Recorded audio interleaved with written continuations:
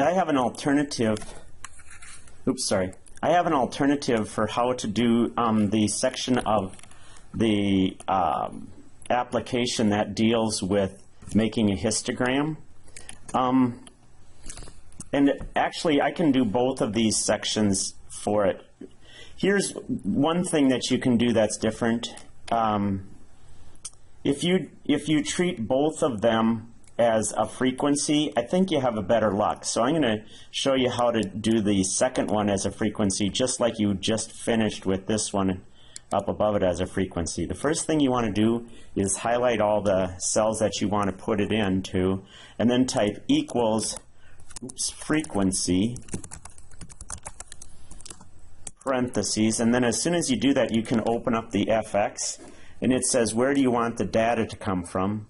And we want the data to start here at 70 and go down to 71, which is D67 to H71. And then for our bins, we want them to be our heights, 62 to 78. And then when you get that, you can click on it. Oops.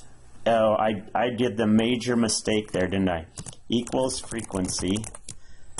I forgot to do the most important part, and that is after you highlight the data and the bins, you have to press Control-Shift, and then you can click OK, or you could press Control-Shift-Enter. Now that you've got those filled in, start at the word height and go down to the frequency 3. So in other words, you're going to highlight from L67 to M72, and then you can insert a column graph, and let's insert that one right there, and we want to change this to MS Office Heights histogram. Okay.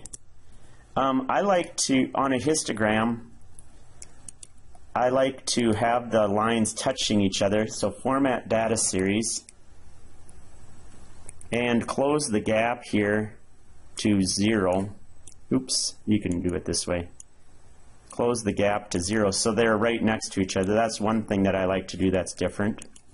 And then we want to label the horizontal axis as frequency, or the vertical axis as frequency, and the horizontal axis as height in centimeters.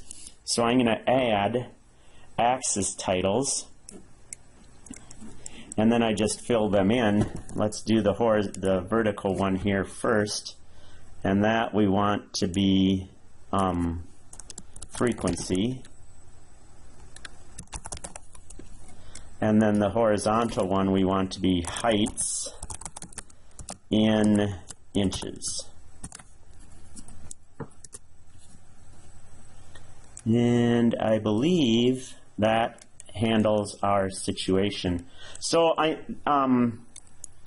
think that will help you with solving that part of the assignment rather than using the histogram function, because I haven't found the histogram to be ordinarily as useful as just doing the frequency section.